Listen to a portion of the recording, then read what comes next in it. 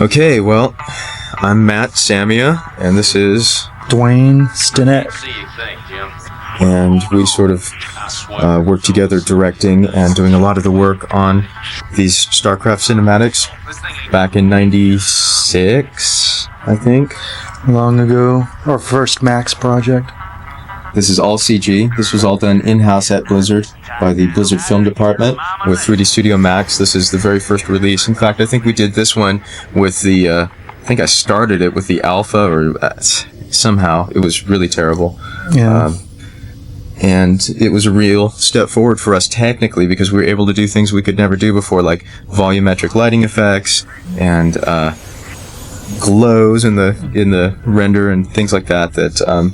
Yeah, much more advanced modeling techniques as well, though I think a lot of these models were actually imported from 3D Studio DOS. Right.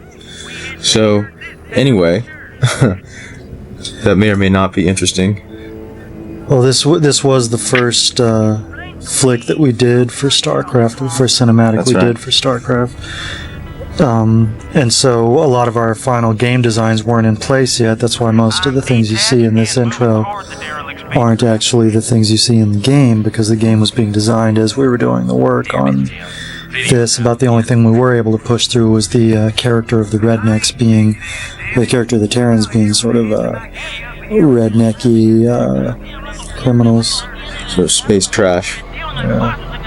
Yeah. You know, this was one of the original concepts for the game too, and in fact this ship that is about to take it and explode was a unit at one time in the game, and got pulled. But at one time the Terrans were going to be able to scavenge technology, and that's what we were trying to build this around. Yeah. But you know, as things developed, that got pulled from the game. So we have an intro that doesn't really reflect what's in the game, but it's just kind of cool. It sort of sets up the flavor of the Terrans, certainly, and the conflicts they have with the other races.